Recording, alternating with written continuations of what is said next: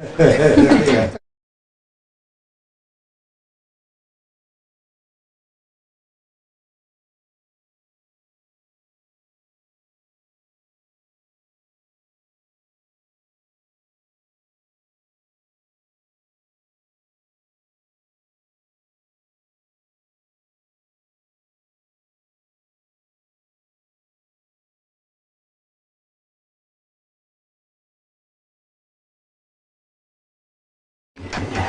Without sleep.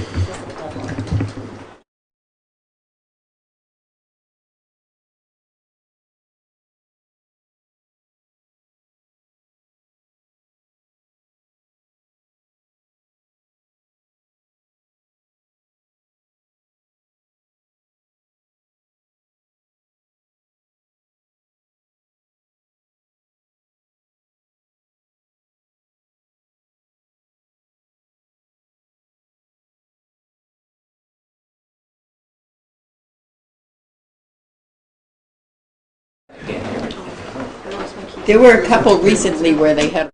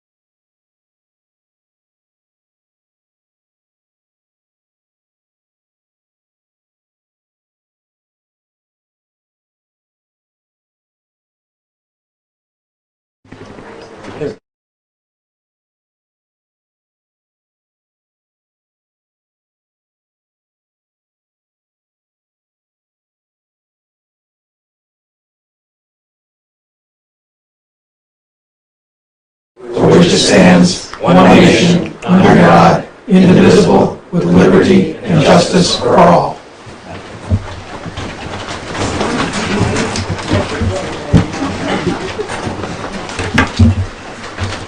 We'll move forward to the agenda review. Any changes or regards to the agenda?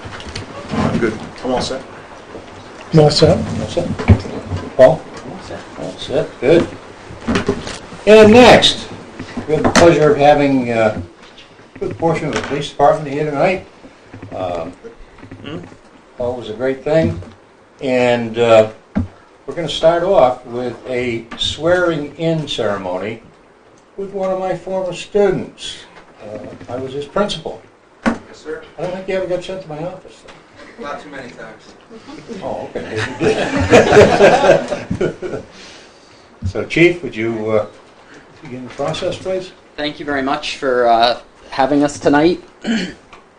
I was going to just try and ad-lib it, but with 3 speeches to give, I decided I better just write it down. So we're very excited to all be here tonight celebrating the swearing in of a new officer that just graduated from the police academy Friday night. We sent a whole cadre down to watch the academy graduation ceremony, which was a great night. And then we also have 2 promotional swearing in ceremonies as well. So starting off with Mr. Waterman, Aaron's a longtime resident of Newport. He's joined here tonight by his wife Kendall and his son Paxton. His daughter Macy, unfortunately, was not feeling well and wasn't able to be here tonight, and his parents took on the duties of nursing her back to health while Aaron and Kendall are here. However, I'm hoping that they're watching us on NCTV and watching Aaron get sworn in. Aaron's a graduate of our very own Newport Middle High School, which is a source of pride for us, a fact that I believe the chair of the board can attest to. Yeah. After graduating, he served in the United States Army as a cannon crew member. He continues to serve to this day as a combat engineer holding the rank of staff sergeant. As you're all aware, we have several citizen soldiers among the ranks of the Newport Police Department. We're very proud of that fact, and we take our obligation to our service members very seriously. Prior to joining Newport PD, Aaron worked for the New Hampshire Department of Transportation as an equipment operator doing road maintenance. His skills in that regard have already helped the town of Newport greatly. When we had the first flood back in June, Aaron was attending the New Hampshire Police Academy, but during the first terrible flood that we had, he was at home off duty because it was the weekend. Some of you recall, we had to shut down all of Sunapee Street for a substantial period of time because several culverts were blocked. We called some of Aaron's colleagues at NHDOT to help us with that, but they weren't able to provide us with any assistance. And it appeared that it was going to be upwards of 12 to 18 hours before the water receded in that area on its own, and we'd be able to reopen a major thoroughfare into town. Aaron became aware of this problem that we were dealing with, and he took the initiative himself. He came out during his off-duty time. He showed up at the scene and just offered to pitch in. He then promptly threw himself into the water and unblocked all of the culverts, and the water all receded very quickly. We were able to open the roadway much sooner than we would have otherwise. Some of his peers told him, you can get paid for that, and he just said, no, I just came in to help out. I wasn't doing this to be compensated. I'm not going to be putting in for any overtime. Of course, we did pay him anyway, but I just think it shows his character and his dedication to the town that he volunteered his time, in the precious few hours he got between getting yelled at and doing push-ups at the police academy to come get us out of a jam that nobody else was willing to help us out with at the time. So we're very happy to have him out of the police academy. We're very excited to have him out on field training. His primary field training officer, Sergeant Selfridge, and Aaron are going to be going on patrol tonight immediately following this ceremony. He, again, did not want to take any time off after the academy. He wants to hit the ground running. And so Aaron excelled at the police academy in all areas: academic, physical fitness, firearms, leadership, and he was actually selected for leadership positions very early in his class due to his military experience. So everybody, recognizes his character, and they recognize his leadership abilities, and I think he has a bright future here. So I'm now going to administer the oath of office to Aaron. So Aaron, if you can just come right up front here. I'm just going to read this first section to you, and then we'll do the oath. This first section is the appointment to Aaron Waterman of Newport, New Hampshire in the county of Sullivan. Whereas there is a vacancy as a full-time police officer in the town of Newport, and whereas Paul Brown, the town manager, has confidence in your ability and integrity to perform the duties of said office, you are hereby appointed as a full-time police officer in the Newport Police Department, and upon taking your oath of office and having this appointment and certificate of said oath recorded by the town clerk, you shall have the powers, perform the duties, and be subject to the liabilities of such office until another person shall be chosen or appointed and qualified in your stead. Now I'll have you raise your right hand and repeat after me. I, Aaron Waterman, I, Aaron Waterman, do solemnly swear do solemnly swear that I will bear faith and true allegiance that I will bear faith and true allegiance to the United States of America to the United States of and America the state of New Hampshire, and the state of New Hampshire, and will support the constitutions thereof. and will support the constitutions thereof. So help me God. So help me God. I, Aaron Waterman, I, Aaron Waterman, do solemnly and sincerely swear do solemnly and sincerely swear and affirm that I will, and affirm that I will, faithfully and impartially, faithfully and impartially, discharge and perform all duties discharge and perform all duties incumbent on me as a full-time police officer incumbent on me as a full-time police officer in the Newport Police Department, in the Newport Police Department, according to the best of my abilities, according to the best of my abilities, agreeably to the rules and regulations agreeably to the rules and regulations of this Constitution and the laws of the state of New Hampshire. of this Constitution and the laws of the state of New Hampshire. So help me God. So help me God. Congratulations. So now Aaron will have his badge pinned on his uniform by his wife Kendall. The badge has great symbolic importance for both our officers and their families. It represents the faith and trust that this community has placed in Aaron, and it also represents the sacrifices that both Aaron and his loved ones have made to get him to this point. So congratulations again, Aaron. Thank you.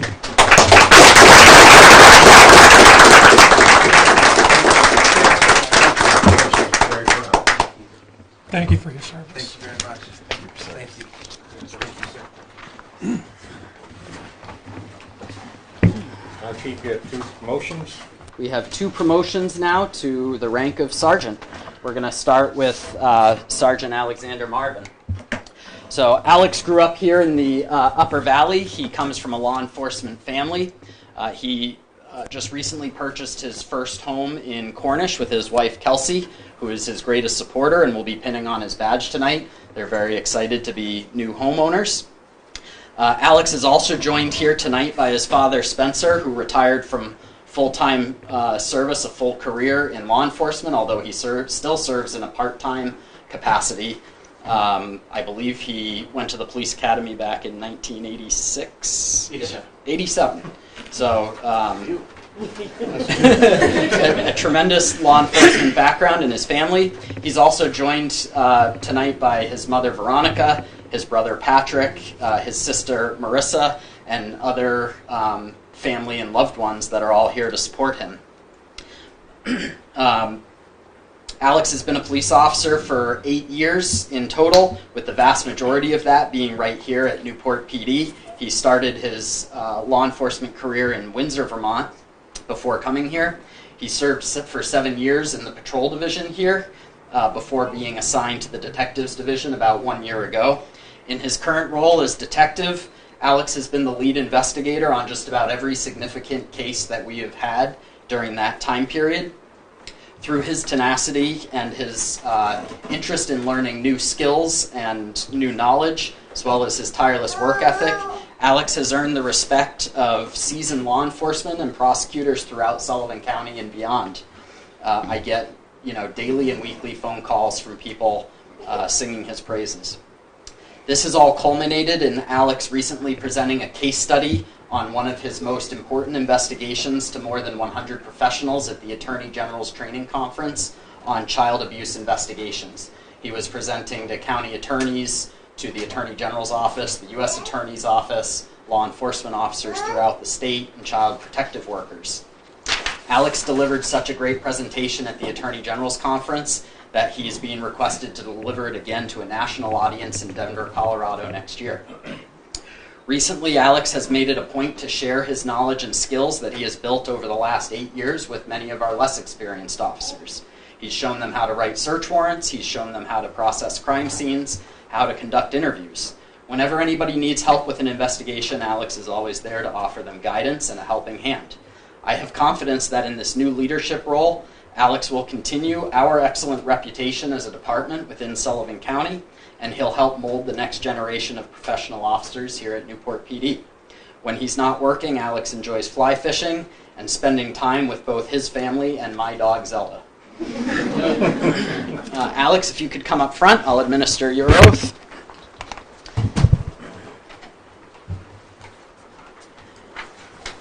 Stand by on that for a moment. I'll read the appointment first. To Alexander Marvin of Cornish, New Hampshire, in the county of Sullivan. Whereas there is a vacancy as sergeant in the Newport Police Department, and whereas Paul Brown, the town manager, has confidence in your ability and integrity to perform the duties of said office, you are hereby appointed as sergeant in the Newport Police Department. And upon taking your oath of office and having this appointment and certificate of said oath of office recorded by the town clerk, you shall have the powers, perform the duties, and be subject to the liabilities of such office until another person shall be chosen or appointed and qualified in your stead. You can raise your right hand.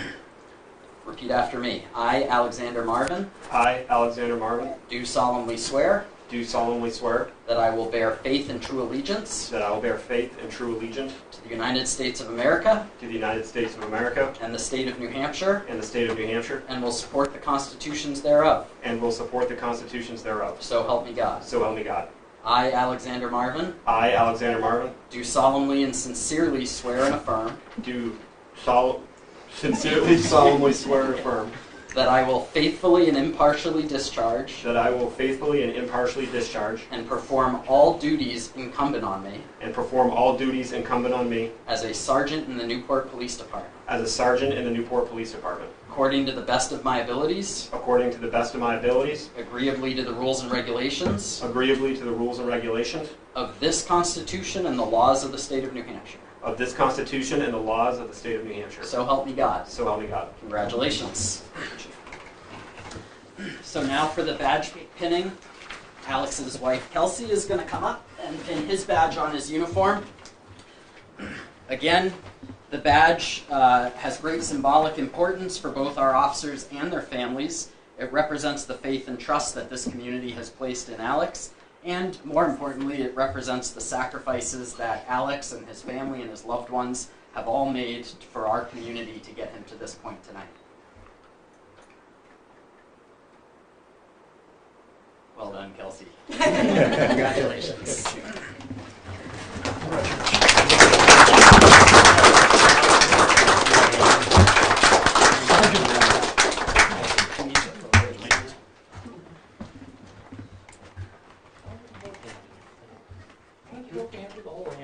Oh, On stage, hand phone. There we go. all right. No, I didn't take it yet. Jeff slid out of the way, so we just photobombing it. All right, now you're free. All right, we have one more to go. Rob Selfridge. Rob lives here in Newport with his wife Johanna and their daughter Georgia. He's also joined here tonight by his father, who completed his career in law enforcement in the Malden, Mass Police Department, his mother Tricia, and his sister Amanda. As an interesting side note, Rob Selfridge and Alex Marvin started their law enforcement careers together here in the state of New Hampshire, and their fathers, Spencer and Robert, also attended the police academy together back in the 80s. So both sons are following in their father's footsteps together. Rob graduated from Plymouth State in 2017, and then he started working as a patrolman for the Newbury Police Department in 2018. Chief Burrows stole him fair and square from Newbury in 2019, and Rob has become a backbone of our patrol division ever since. Rob is best known by his peers for his consistency and his calm and steady demeanor. Whenever chaos arrives in our community, or occasionally in our own building, we all, including myself, look to Rob for leadership in those difficult situations, and Rob provides us that steady hand and also reassurance that we are going to figure it out, and we do. Rob has mentored not only our newer officers here in Newport, but because of his strong relationships with officers throughout the area, he has also mentored less experienced officers in Sunapee, in Newbury, and other surrounding agencies through some of the challenging cases that they haven't had experience with that we have had experience with here. Due to his prior experience serving at the Beckett facility for juvenile placements prior to entering law enforcement, Rob has also become something of an expert on the intricacies of the juvenile justice system. That is one of the most difficult and challenging areas of the law and of law enforcement. Very few of us, in fact I would say probably none of us, really know those rules well because they're so difficult, but Rob does. and we call him in frequently and ask him to step up in those difficult situations, which are so important because they deal with the youth in our community that are in crisis and need supports. Since taking up both his employment and his residency in the town of Newport, Rob has also embedded himself in the fabric of our department and of our community. His peers voted to have him represent them in the union leadership, which shows the faith and trust that all of his officers currently have in him. And Rob volunteers currently his time for the town of Newport, serving on the town manager search committee, which shows both Rob's dedication to our community, that he volunteers his time doing that, and again, the faith that town leadership has in him to represent our department and all the employees of the town of Newport generally. I have the utmost confidence that Rob is going to help us build a bright future for this department over the next year as he trains what I believe is going to be 4 new officers in the next 9 months. So he has challenges ahead for sure, but I know that he is up for those challenges, and his leadership is the future of our department long after I'm not here anymore. So I will now administer the oath of office to Rob, if he can step up. Starting with the appointment to Robert Selfridge of Newport, New Hampshire in the county of Sullivan. Whereas there is a vacancy as sergeant in the Newport Police Department, and whereas Paul Brown, the town manager, has confidence in your ability and integrity to perform the duties of said office, you are hereby appointed as sergeant in the Newport Police Department, and upon taking your oath of office and having this appointment and certificate of said oath recorded by the town clerk, you shall have the powers, perform the duties, and be subject to the liabilities of such office, until another person shall be chosen or appointed and qualified in your stead. If you could raise your right hand, please. Repeat after me. I, Robert Selfridge, I, Robert Selfridge, do solemnly swear do solemnly swear that I will bear faith and true allegiance that I will bear faith and true allegiance to to the United States of America and the state of New Hampshire, the United States of America and the state of New Hampshire, and will support the constitutions thereof. and will support the constitutions thereof. So help me God. So help me God. I, Robert Selfridge, I, Robert Selfridge, do solemnly and sincerely swear and affirm do solemnly, sincerely swear and affirm that I will faithfully and impartially discharge that I will faithfully and impartially discharge and perform all duties incumbent on me and perform all duties incumbent on me as a sergeant in the Newport Police Department, as a sergeant in the Newport Police Department, according to the best of my abilities, according to the best of my abilities, agreeably to the rules and regulations agreeably to the rules and regulations of this Constitution and the laws of the state of New Hampshire. of this Constitution and the laws of the state of New Hampshire. So help me God. So help me God. Congratulations. And now for the pinning of the badge, Rob's wife Johanna will be coming up to take the honors.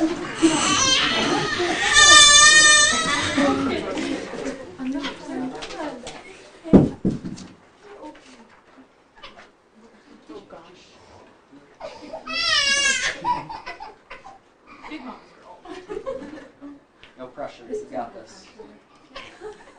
All right, well done.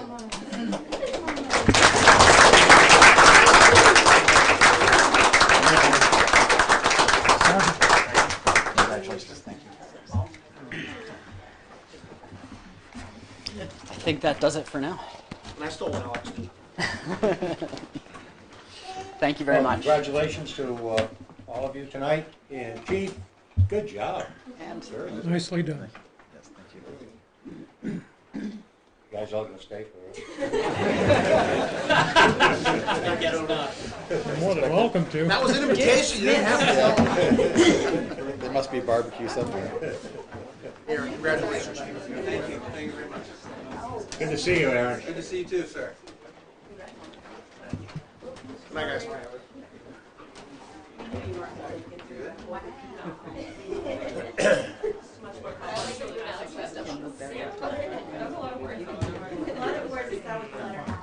I like this. They both got that same line. you can give Oh, Bruce yeah. a line. Yeah, they That's a did. tough line. I missed it. To sincerely and something else. Tried 3 times fast. Aaron, Sincerely right? and solemnly swear. Yeah. Okay. Well, I got some good shots I'll send you. So we'll move ahead, minutes from the previous meeting, September 18th, 2023. So moved.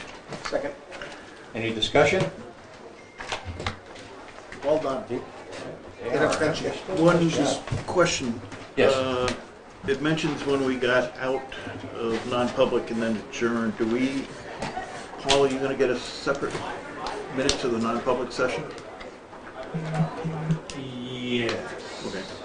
Generally, in the past, we've done that.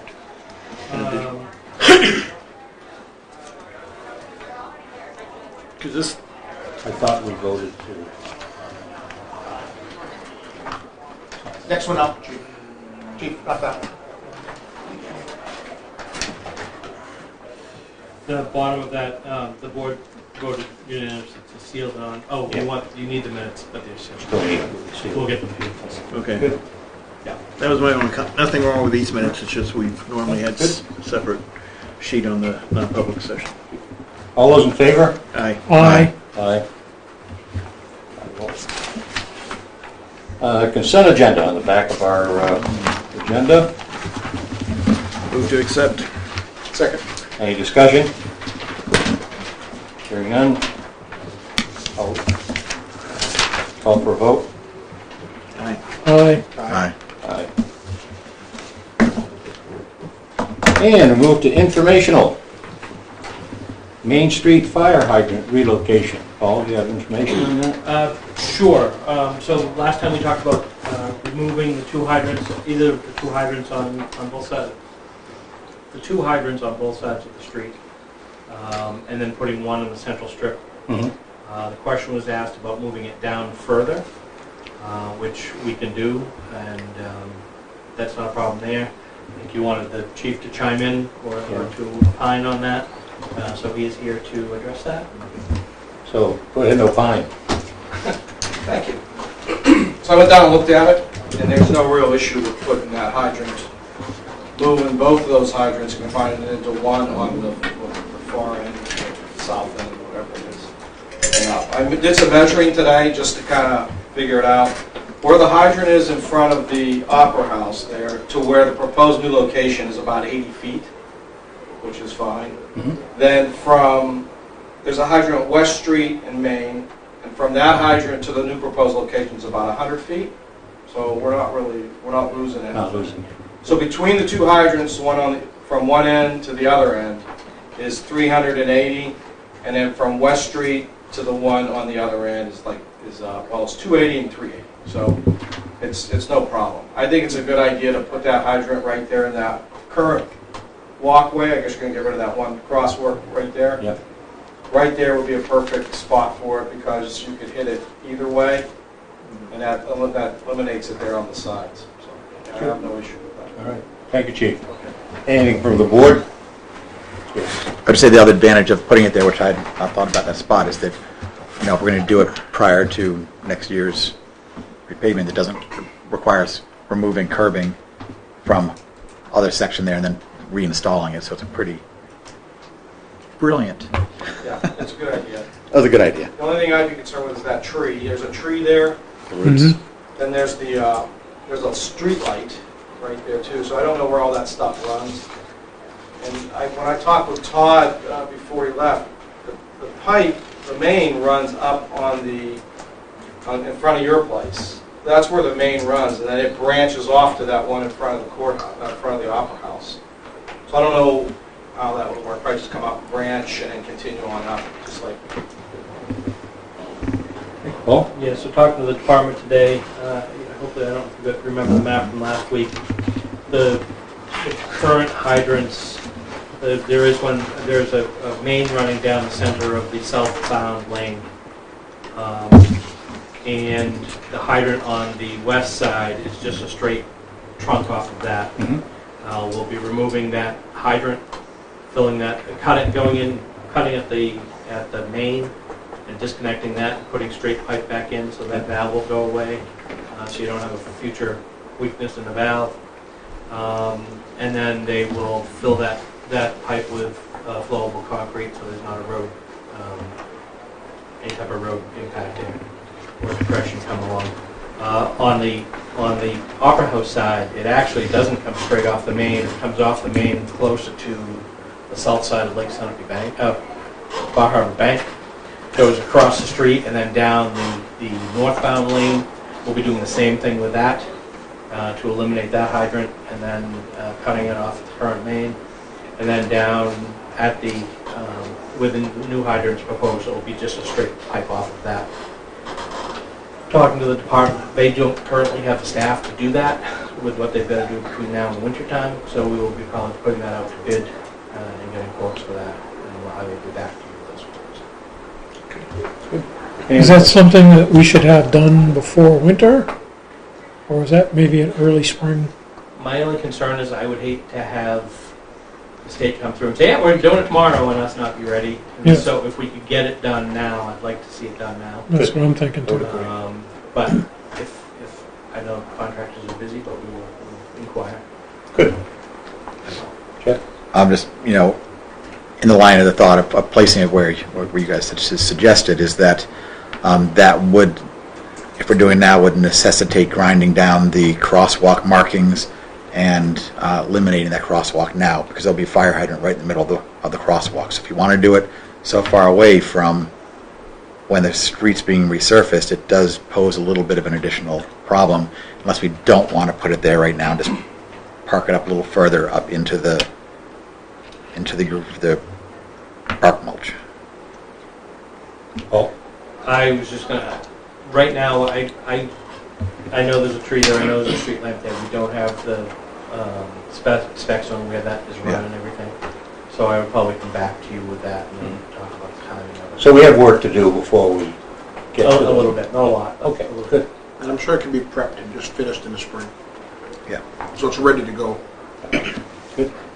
Yeah, 'cause I agree with the town, with the state coming in saying we're starting tomorrow. Yeah, Yeah. so it says digging a new road is not fun. Okay, good. Usually we wait till the week after new pavement to do that. So Yeah. it's supposed to be a great- It's preferred. And if I'm Like a not speed sitting bump. here, you can go to town on that. Okay, good. Wastewater treatment plant. Paul, do you have something on this? We had a decent meeting with the state. They are not requiring additional basins, which is good. Excellent. So we worked through most of our opinions or differences and have come out, I think, pretty much lockstep on the project. The engineers have a couple of homework assignments for the state, just additional questions that they had, but I don't think they were big money issues either way. So we will be moving forward. They're working on the 90% drawings. They should have those in December, and then we should be going to bid in probably January, February. Good. So things are smoothing out a little bit, somewhat? In that, yeah. Can't count on all. I thought it was a pretty good meeting, and I didn't see a lot of disagreement on anything, really. Yeah, fortunately, the engineers and the state had an hour or so meeting earlier in the week to talk about the lagoon levels in Lagoon 2, which really was the question, because that's the lagoon that they use for equalization. And so once they came to agreement on that, it was Yeah. what you saw. It was good. Yeah, I thought it was a great meeting. Yeah, I did as well. Any other comments from the board? Hearing none, we'll move on. Nope. Got one on the end. Oh, sorry. I just like to just speak a little bit on, at some point we do have to address that there are some increases coming.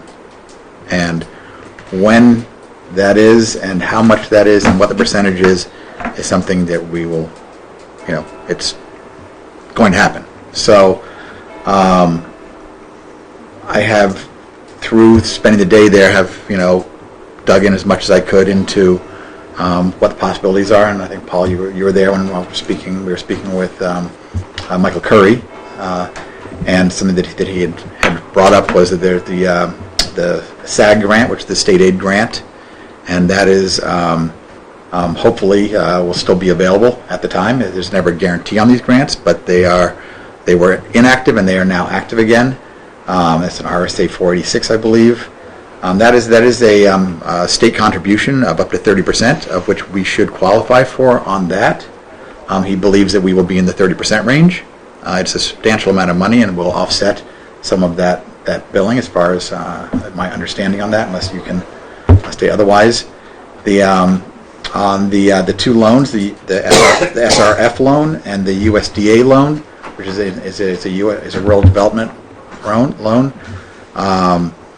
I believe that he stated that those loans are due for payment 12 months after completion, so we shouldn't have any burden of those loans until that time period, so it wouldn't be a current burden on the water sewage users. So, maybe be able to hold off a little bit, as far as I know, and this would certainly warrant more discussion, especially with Paul on this. He did suggest, with my interest in this, and anyone else who was there, that I would work with Paul, and we would talk about it a little bit, and then maybe bring a proposal to the board, should that be the board's position on this. I was asking about amortization on some of these, and he said that in particular USDA Rural Development Loan is earmarked as a 30-year loan period, that they want to make sure that people aren't who have funds available aren't grabbing these loans at 1.5% interest and then turning around and doing 10-year payments on it when they have the capability of handling them. So he said those are 30-year and 30-year only. I don't know if you know that or not. Yes. So it doesn't have to be a point of discussion for this board, because it is what it is. So it's a 30-year loan. I guess we can't keep on kicking the can down the road, although we would all kind of prefer to do that, I think. But it is going to come up at some point, right? That we have to really have a dig in on a discussion on this. And I think that it was a great meeting. I sat down with engineers and shared lunch and talked about stuff and possibilities and the pains that other towns are feeling, and it's real. And so it was a good day. But that's about all I have to share at this time. Just, I want to thank Paul and really the town administration for what they've done with the seeking of these grants and the funding opportunities and everything that is being done kind of behind the scenes to keep this as affordable and to minimize the impact on the users as we possibly can. And that's something that this town and this board has been very much attentive to throughout this whole entire process. I know even though we've talked about it at a good number of meetings, when the rates do come out and the changes that are inevitable do come out, it is going to be, a shock. And we are, trying to get ahead of that and do everything we can behind the scenes to minimize that impact. So, thank you. Yeah, Jeff, you mentioned, the loans will come due a year after the completion, and we can start paying then. But in the past, we've often deferred increases in water and sewer rates, and then all of a sudden found ourselves, it's like, well, we haven't raised them for 4 or 5 years, we need a 30-40% increase. I would say we need to discuss perhaps smaller incremental increases prior to having to start pay the loans off, so that we can build up some equity, for items and such, and so that we do have something to use to pay toward those loans, so we're not immediately having to make a single massive increase. I remember the last time we went through this, we had this exact discussion. Exactly. So we need to follow through with that. We at least need to have a serious discussion and looking at perhaps what we're looking at for rates down the road and such. Yes, Jim. I would say in that you were correct. As much as we don't like to admit it, that is the reality that we sit in. And of course, you get those grants and you have those loan payments, but when they come due at 12 months, well, money needs to be in the coffer already, because you can't have them come in, be ready to be paid, and then get your money 4 months down the road. So I agree, and then that'll be a matter of really sitting down and hashing that out as a board and as a town manager together. But also, I would just err a little bit on the side of caution with all of this, that we don't overly petrify the public and our industries that we have a 200% increase coming, because we don't really 100% know. So, we have, for instance, the SAG grant, that's going to be a piece of it. Maybe it runs more efficiently, that we can do in stages, like we know what the payment's going to be. The payment's the payment. So we know that's set, but we don't really know what it's going to cost to run, and maybe we just step back a little bit and, err on the side of overly blowing up how much this is going to be, because I know it's sent me in a tailwind and it may have sent some others, but there may be other things with some people who work hard together to come up with solutions, whether that's the development that may be coming in, they'll be dumping more water through our system and paying into it, or more solar panels in the terms of power. There could be so many things that could happen between now and then that might be able to ease this pain. And I'm not saying there are going to be, but if we know that high point is the 175, I believe, but maybe it could be lower. And that we should be optimistic, I think, as a board and a community, that we can reach that objective of coming up with a smaller increase than we're looking at. It's my hope. Paul? Just a couple of things. One, on the SAG state aid grant, we've confirmed we submitted a pre-app on that last year, or last spring. It's all running together now. So we are in line for that. We will, once we get the final cost, we have to file the final app, and then that's what they base it on. But we are in line for that as long as the state legislature maintains the funding for that in their biannual budgets. So that's the first thing. As for rates, right now, the plan is that there'll be an information section at your meeting on the 16th. I can show you through a worksheet what happens if we don't do any increases now and put it off, or if we kind of go temporary. So we'll have that, and then a public hearing on November 6th, and I'll ask you for a decision on the night after the public hearing. And then we'll read when we read the meters in November, which is usually the second week in November. Every drop of water after that would be at the new rate, so the new rates won't be seen until the April bill. Okay. So that's the current plan right now. Mm-hmm. Good. Anything else? Available employment positions, current status. Paul? So the question was asked, I think the board was provided a list of the current positions that are open, and town manager's position is certainly open. Anybody like it? Paul? Paul? Does anybody like it? So we currently have 6 applicants, I believe maybe a 7th. So that is in process. We posted a week ago Thursday. We posted on one site, governmentjobs.com, which then emailed it to 52,000 of their members. So we got some very good exposure there. We did not end Really up... good applicants also. We have got some good applicants. We did not end up posting in the Globe because it was going to be $4,800 for one day. So with the exposure we got from governmentjobs.com, it just didn't make sense. So that is moving along. Public Works Director is moving along. Building inspector, we have had an applicant. We're currently using a contractor. The contractor actually specializes in large commercial buildings. So with the rec center, community center, school, and the housing projects, it's working out very well with him right there. We're keeping the position open, but we haven't had more applicants for that. I am doing a background check on a laborer. We have one utilities tech. We thought we had somebody, but he changed his mind. Highway superintendent is vacant and not currently active in that search.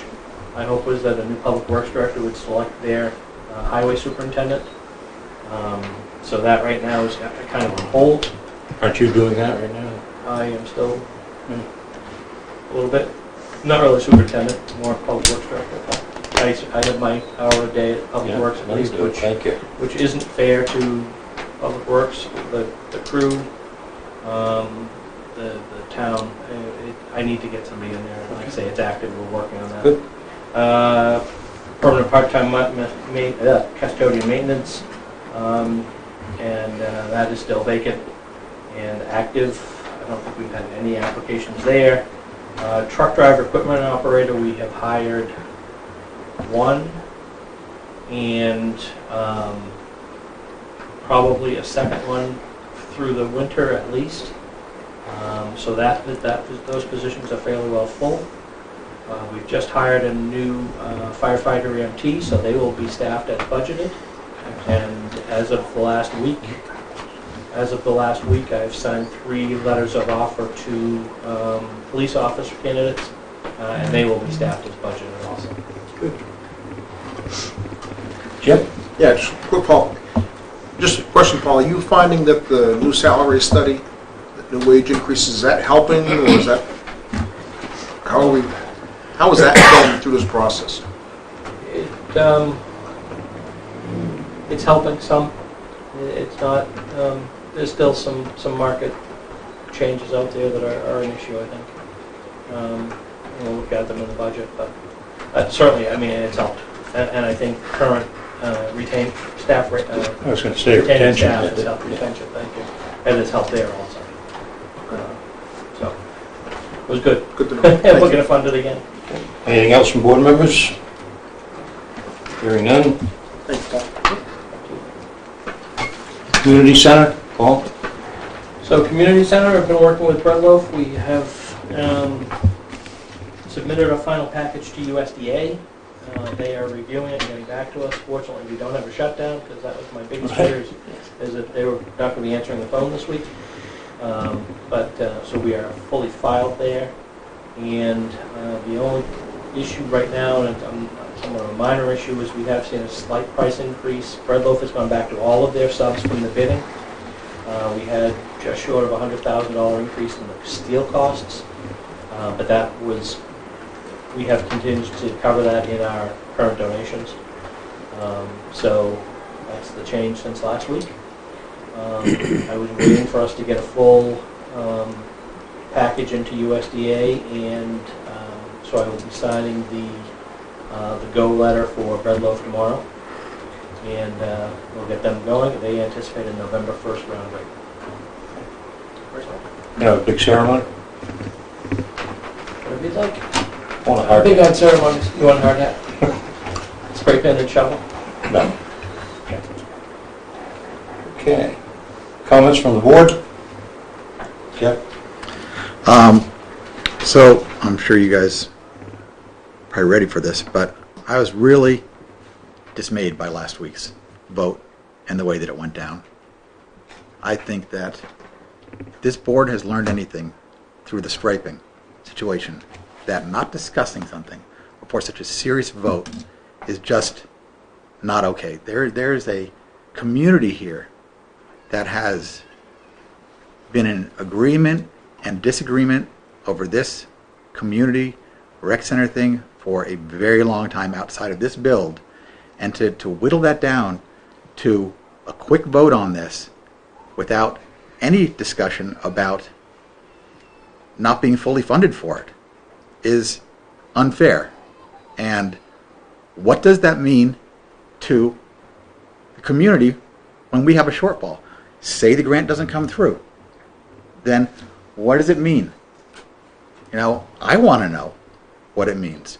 And if we're going to go forward with it and we're just going to just sign off on it like it doesn't exist, I don't think that's right. And I think it warranted a discussion, and I thought it was pushed too fast, and I've been upset about it for 2 weeks. I understand inflation. I understand this is probably the driving factor. We see it in the steel already. I understand why there's a push for it. Certainly a few months, wouldn't matter in the overall build of the building, and I understand that we've been in a very big inflationary period and we don't want to see any more. But if that loan doesn't go through, there needs to be an explanation of who's paying for it, and does it get voted on? Does the project stop? What happens to the ambulance garage that's been torn down and is no longer available? A field that's been ripped up? That's not going to happen. It's not just going to stop. And who covers that $1 million? I would never start a project that I didn't have all the money for. And I'm sorry we don't have the money, but we don't.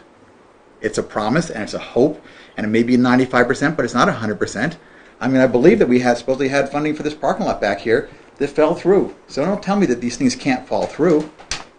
And I just have a problem with it. I'm sorry that if I'm not popular for that on this board, for that opinion, but I can't not say it. And show me wrong. That's all right to just or explain it. Own it. This is what we're going to do, and we're sorry, but you're going to pay the $1 million if we don't get it. I don't know, but I think as a board, we need to own our decisions, and the public needs to understand what they mean. So that's my comment on it, and you'd be silent on it, or... I think we have talked about it ad nauseum for Years. And we talked about the funding, we talked about what's going to happen if those have been, that vote 2 weeks ago was not something new, was not something rushed, was not something done without great attention to detail and forethought by everybody on this board. I mean, I've been sitting through this now for a better part of 2 years and been a part of the process for years before that. So to say it wasn't done without any discussion, around any forethought, is, yeah. There's been a lot of discussion and a lot of planning and a lot of thought that went into this, Jeff. And I get the part where we have the clauses built into the contract with Bread Loaf that if that $1 million that the state has promised, right, and they have promised it, it does not, for whatever reason, materialize, we do have the ability to get through that.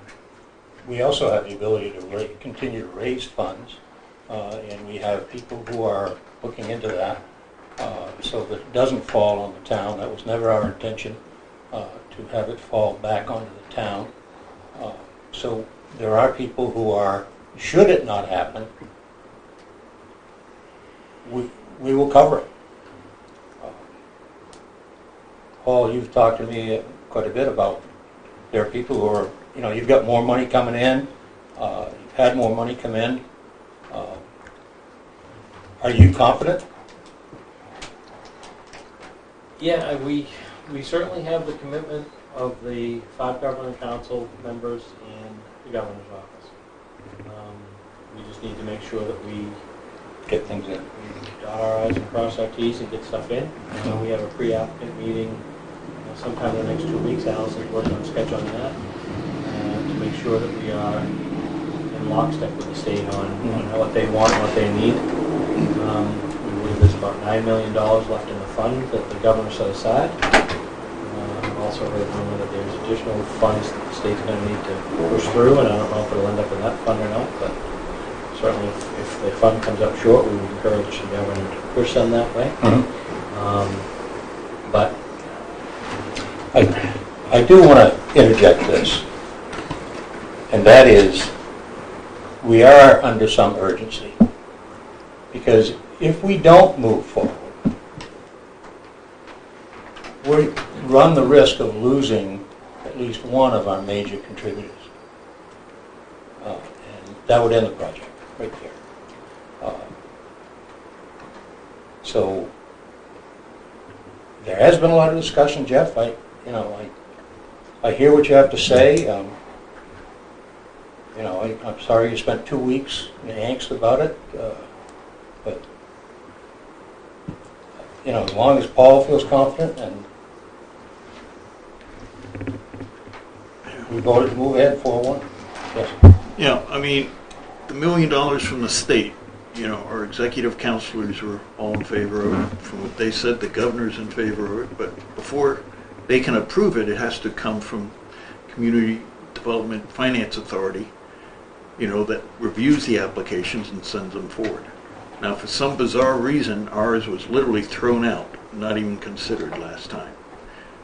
For probably a question they could have picked up the phone and called someone here and gotten the answer. But they put out $11.5 million worth of community center grants in the first round out of a pot of $20 million. And from what I had heard from at least one executive counselor, it's like they had no clue that there was anything even ready for that sort of stuff. We had the only project that was, shovel ready or whatever. And I looked at the list of projects that were approved. They didn't put funding amounts next to them, and I have not been able to either find anything in the minutes of the governor and council meetings or from one of our executive counselors as to, just how much did each of these projects get, so the best we can do there is to make sure, that, as Paul said, we go to all the meetings, make sure we have all the, obscure questions and such that they may come up with, we have an answer for, and such, and also make sure that the governor and our executive counselors know about it. And as I forget who said it, but from what I have heard, the governor and council know about this project. They feel it's an awesome project and such, and they want to see it get funded to push it over the top. So, also, our contract with Bread Loaf allows us to stop at any time if we run out of money. One option, say, if we come up short, do we need to finish out the community rooms on one side of the building? I mean, certainly my feeling is getting another gym in this town would be, would be awesome. If we have to delay a bit on some of the other finishing the interior work, that's just my thinking on this. But, it's the sort of thing we have been chasing a new community center probably a couple of decades at least. It's written about needing one in the previous two master plans. So, I mean, we've never been this close. We've never had such a detailed plan for a facility that was developed by members of this community and such, based upon the needs assessment done in this community. So, is there a chance we will be a bit short? Yes, but then we'll have to accommodate that at the time instead of just waiting until everything's perfect, because inflation alone will drive up the cost $300,000 or $400,000 in a year the way it's going. So we can always be chasing that last million. Yes, Joe. So I would just like to say that this isn't a referendum on being against the community center. Right, I know. It's only, and it's not one on it not having discussion over many years. I sat on the board for 3 years. I understand the discussion that's gone into it. It was only on the fact that we don't have the $1 million loan, and I think it warranted this discussion of the community understanding that we're willing to cut out some of the finishing touches should it not come in, or there'll be other ways, but they deserve to know that we're $1 million short, and we're as it stands right now, we're $1 million short. A promise is a promise, and it's only a promise, but it isn't a reality. And you certainly hope, and everyone here hopes, that it's going to be that way. And so my feeling is that, okay, there's going to be inflation, and that's horrible because it's horrible, period.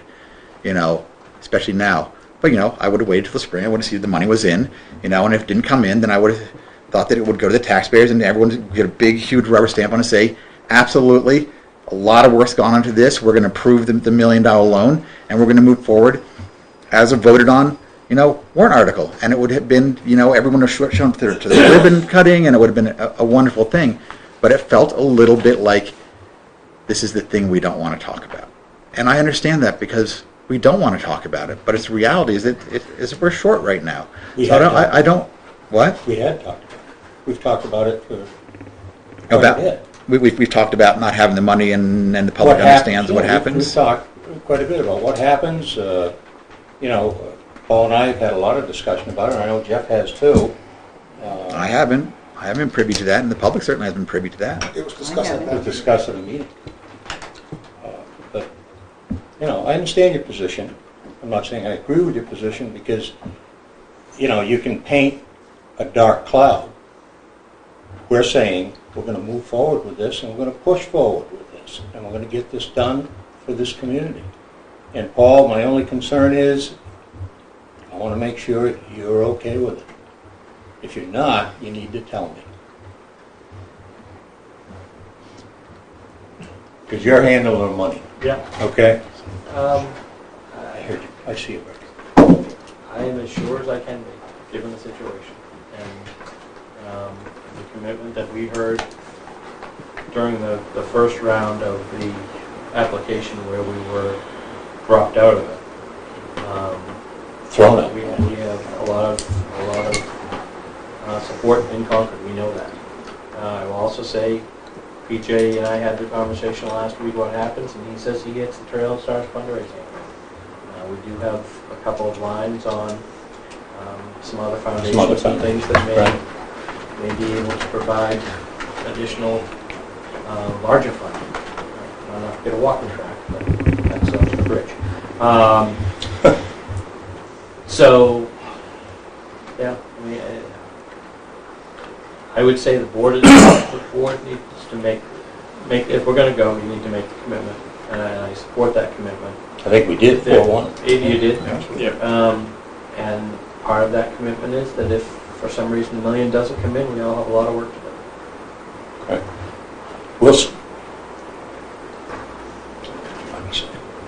We'll survive. We'll get it done. So you're not going to put it on the taxpayers, is what you're saying? You're going to fundraise for it, is what you're saying? It's not going to show up as a warrant article for $1 million. Absolutely not. I've said Okay. that over and over. Well, that's what the public wants to hear. They want to hear that. So, just need to say it. Yes, Bert. Have you actually the town actually signed a contract with Bread Loaf or any other entity in the construction of this building? We have a contract signed for the project that has not been released, I guess is the way to put it. Has not been what? It hasn't been released. So they're waiting for a letter that says, go. The contract is good to start. Are you cognizant that you can't sign a contract for money without actually having the voters' approval for the final amount?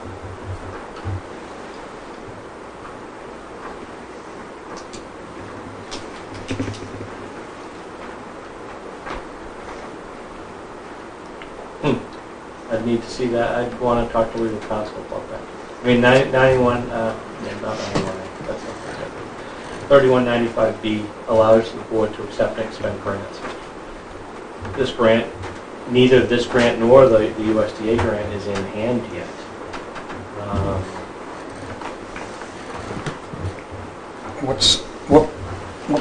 What bothers me about this, and I've said this right along, is your lack of a willingness to come back and ask the public with all of the funds that you have. Now, without a bond, you're at a simple majority. So the threshold that you need to get passage has gone from here to here. And you got most of the money in your hands. So that covers your butt should you have a shortfall. You talked about steel prices increasing, fuel prices increase, okay. The excavator that's digging the hole, paying more for the fuel. The vehicles back and forth, the employees, etc. So if you have a cost overrun, where do you get the money, the rest of it? You go out and raise it? Why do you have this, what I'm going to call it a tempo, to bypass the governmental process that we built and stand on? I don't understand that. The reluctance, if it was going to be a bond, I can understand that. But you could call a special meeting at any time for this and ask the people to come out and give their consent. And you probably would come out with, now we came out with everybody in the house yes and a no on ours. No no's, excuse me, 0 no's. You'd probably be the same. But if you go forward with this and you get in trouble, it just isn't worth it. It's just isn't worth it. We have a form of government, and it seems like, and now I'm not blaming you for all of this, I'm just mentioning, as we look at it right now, we want to defund the police some places. It's okay to go steal, shoplift, and come in hordes and steal. It's okay. We can't prosecute them. Whatever, in some places, not here. Where is this deterioration, this fungus, this disease coming from? As we see all of that, why can't we be an example and say, we're going to follow the book? We ask for it and have it done. I see no advantage to this community to do it. I do see a real disadvantage. Now, we'll get away from doing it right. We're going to go do it wrong now, okay, in my opinion. You come up short. Now you come. I can tell you, I'll be one of the biggest voices saying absolutely unequivocally, don't give them $1. Because I tried to make it very clear that the right thing to do was to ask again. We've asked 3 times. We failed twice, if I'm correct on my numbers. I know that you have donors that put a lot of money in this, but I also know that they're not afraid of a town vote.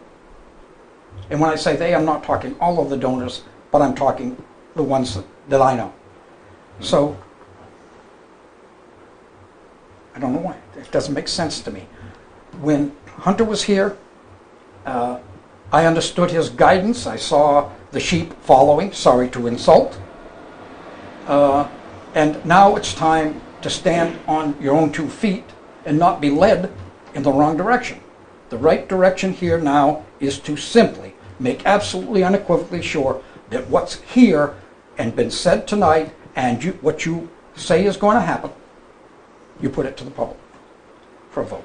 It's a big issue, and pulling out in the passing line, just taking care and doing it all is a mistake.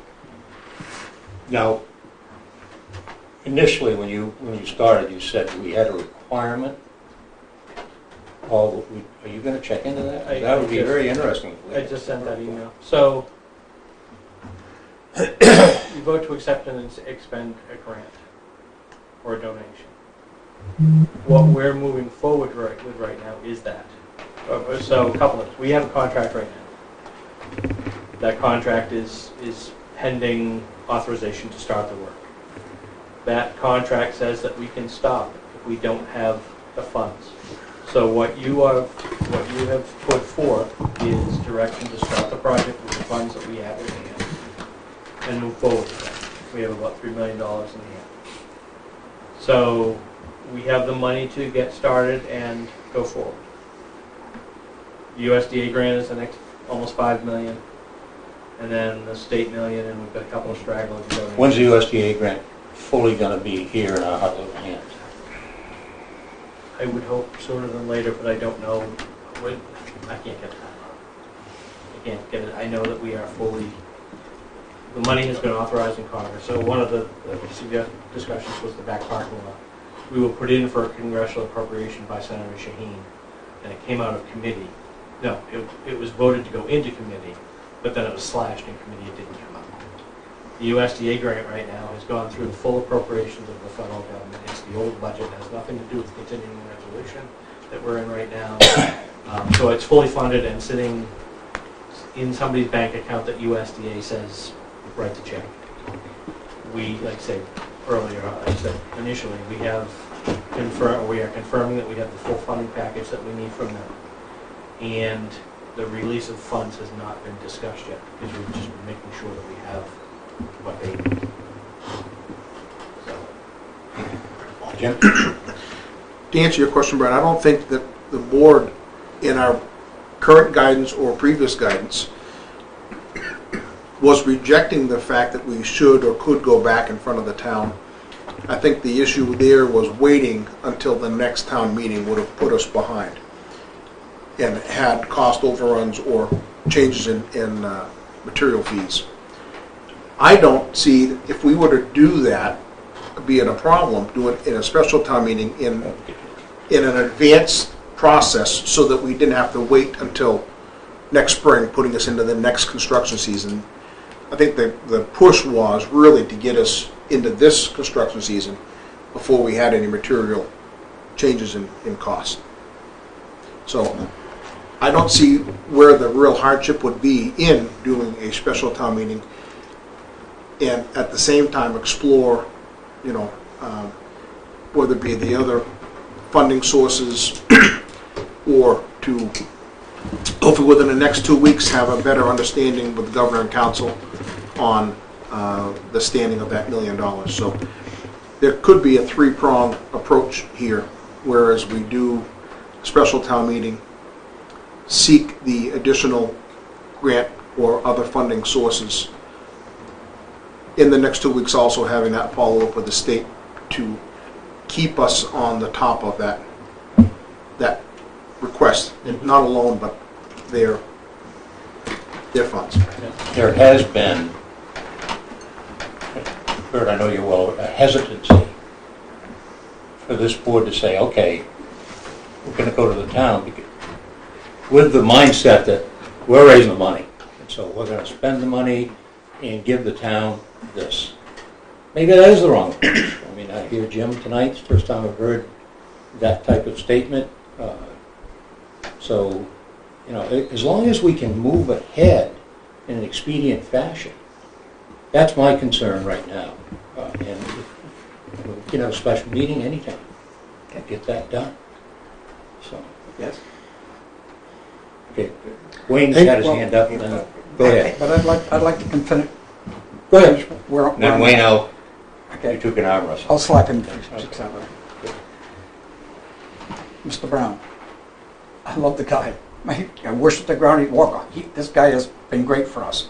But a statement he just made, I want to ask a question. What does stop mean? Think about that. They're down there working. Oh, they don't have the doors on. Or what they don't have. What isn't done? If $1 million is missing, what isn't done? And what happens there? All of what you've already done with motions that you've done to accommodate this to happen. And now you get concrete poured and etc. And the job stops. It's my biggest fear. Excuse me? That's my biggest fear, is that it stops and we have a hole in the ground with steel sticking up. Well, more than that, I'm thinking that you've got 8 million out of the 9. Am I reading that? Reading that all right? Okay, so you got 8 million out of the 9. So certainly you're going to go close to the 8.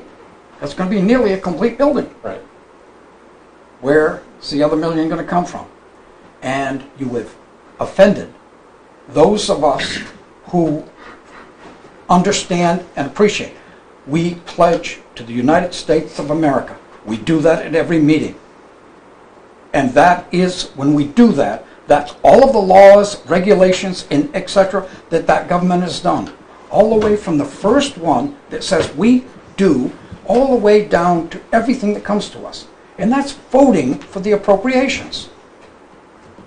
You are going forward, taking a gamble with our money. No, you're not. If you do that, I'm public enemy number 1. I will oppose you to no end because I believe in what we have and how it works. And I can't see why you're not going forward. It's the Hunter hangover is what I'm going to call it. Because it was wrong from the get-go. Get it all together, your pieces, then come to us and say, we've got all of this. What do you think? We want to put this up and we have all of this. Or even say, daringly, that you need $1 million, but if you bond it, then if that is in there and you have to bond it, then your threshold comes up.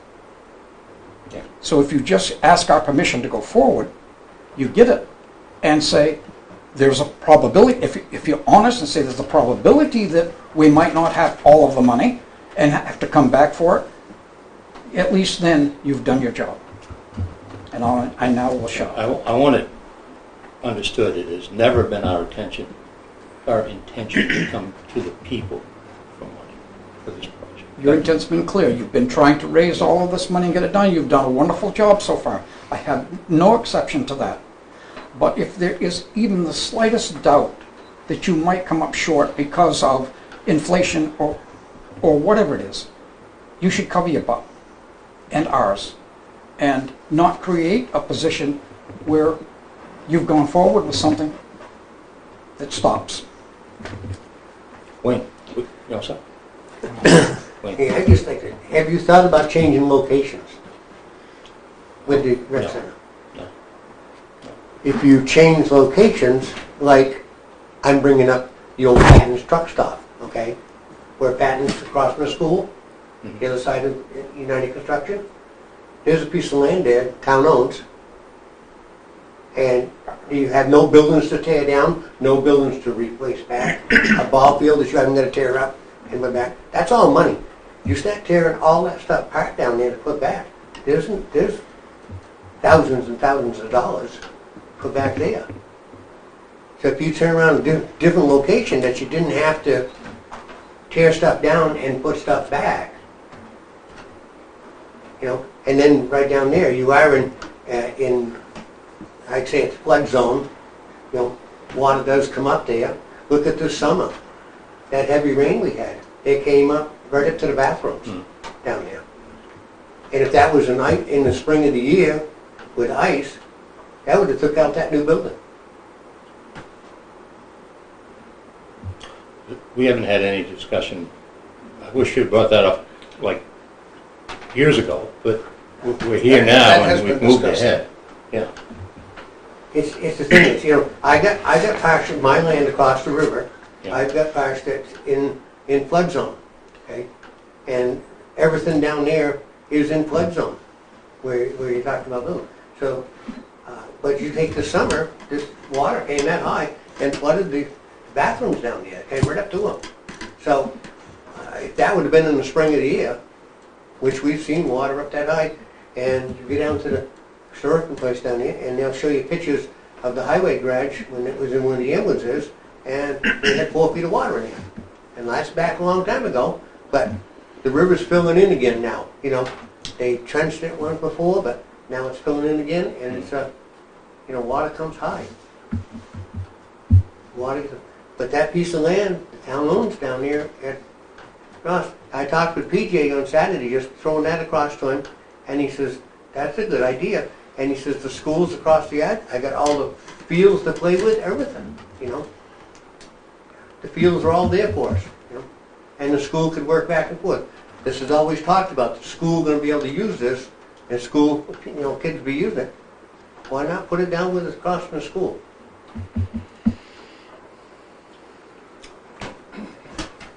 Paul? Any final words of wisdom? So, that one threw me for a loop. Special town meeting, we will not be able to do it quite as fast as the school was able to. I think they had special legislation in the state aid grant paperwork. But we could certainly time it out. It's got to be at least 15, 16, and 25. It's got to be at least 2 months out to do that because of the system, the format of our town meeting.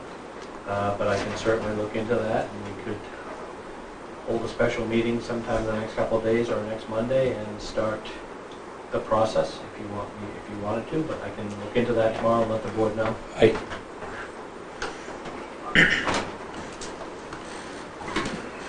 We can move forward with a meeting, but I think people need to understand very directly, we've got plans in place, real plans in place for where we are. We've got a solid idea of what we're building. We can make changes, as Jeff said, if we needed to, but if we had a meeting, I hope it doesn't become, well, why didn't you do this, or why are we building this? Or, they have a right to express that, but our intent would be to have them recognize and codify what we're doing. Barry? Go ahead, Jeff, and I'll get back. Yeah, speaking about a different location, the committee that came up with the location and such, they looked at different locations, and one of their criteria was to have it downtown. So it's accessible for Richard's school kids and such. There's probably more details in their minutes or such. You're talking with someone who was on the committee, like Jeff, you were on there for that. But the goal was to find a location downtown, for the community center. And that's why they looked at their 3 options were, utilizing Toll School, expanding the existing rec center, or a new location. And for property within the downtown area as they defined it, where we're siting it now is the best option. Paul? Oh, I'm sorry. Bert? Well, for the cost of it, it's a good insurance policy. Because all of those who voted no probably were thinking about money as the issue, and you solved that. And if, let's say, everything that you have planned comes through, and you're still short because of contract overruns, where's the money coming from? It's not coming from you guys directly. You've got to come back to the voters to get it. Or you've got to have a donor come forward. Yeah. That would be our preference, to raise, if we don't get the million, which, that's if, that's an if, okay? If we don't get it, we will raise the money. We'll figure a way to raise the money, we'll put things on hold, raise the money and go. But I'll quit before I come back to the town and ask them for money. Okay? It's an easy It way doesn't out. hurt. But you would stay. What was that way? That's an easy way out. I keep looking for one. But you would stay if in fact we came forward and you got an overwhelming yes because of the job you've done getting us to where we are. Then we would fund. It changes the aura of the whole show. I hear what you're saying. Okay. Yes. A couple parting thoughts on this as we move on, but one, it doesn't hurt to have a multifaceted approach to how we're going to accomplish this. We've got so many bouncing balls kind of in motion. Adding one more to that, whether it's a special meeting, follow up on these things, it doesn't hurt to have Paul get back to us with two things. One, the answer to Bert's question about the legality of spending the money. And two, what does the timeline look like, and how does that work into our current timeline with Breadloaf with a special meeting? Because to have, again, checks and balances and as many I's and T's as we can to have this project 100% locked in through its completion is due diligence on our part. Go ahead, Paul. Well, going back to things, I will say we have, the building is being raised because of the location. I don't know if it's between 6 inches and a foot because of in my 30 years I've seen the water over the road once. But we are raising the site to try and make sure that we stay out. So if we get high water, that means it floods my property. If your property is flooded, your back property, not your front property. Yeah. Right. Yeah, my front property, Your front the property town is of Newport's flooded. gone. Yeah, so I don't know where But- your back property is, but I'm right down to Right the on the river, river. down to the river. and I've got a nice view and everything down there now, Yeah. And I do, the high water we had some water up there, Mhm. But if that land gets raised, that means it brings my flood stage higher on my side. Closer, That makes my land worse that's. Well, I don't know that, I think the 6 inches or a foot will help our building. I know some of that will end up on your land, I think, but it's going to end up everywhere. The I would volume, assume 6 that- inches by the volume of the building. Now, wait a minute. Are you doing the land or the building? Just the building. Okay, so Just- you're not raising the land? No, there's actually, the Little League field is Okay. going to actually be sunk because my understanding is for water leaving the property, you can't shed more water than you're shedding today. So the plan is that, and I forgot what this part was. So they're raising the building site, just the footprint of the building. But the Little League field will be a little bit lower than it is currently to offset that raise. That's commendable. You have a canoeing class. We can expand on the amenities of Do the not building. discriminate against any type of sporting activity. Okay. Bert? Not to say it, really say it again, to try and drive it home in another way. I can't see you getting no. I just can't see it. Me either. Can't see And what? I can't see you getting no. And therefore, you take on all of the responsibility of all of the contract possibilities of things happening. And it's secure. And you follow the process that you, by oath of office, take to follow. It's all laid out. How to do appropriations and how to do all these articles and whatever. Pull out around in the no passing lane to try and get it. You're putting yourself at risk. But what does that really mean? By the time that building's all done and complete, probably this board won't be here. Somebody else will have to handle the mess. So the big thing is, have you signed a contract with Breadwell? And now I would like to make a right-to-know request for the copy of any contracts, any and all contracts that have to do with the community center. But I will take out the $200,000 that we spent in the first place to go forward. Mm-hmm. Right? That was voted on, yeah. Right. That contract was made by us. We voted for it, so it was fine. So any of the happenings of contract signatures signed by the board or the town manager after that effect. Is that clear now? Good. Anything else in regards to this? Jeff? I'm good. Jim? No, I'm good too. Jeff? I'd just like to say that, once again, that this was not, for me, a referendum on wanting or not wanting a community center. I think a tremendous amount of work and really good work has been put into this to get very, very close.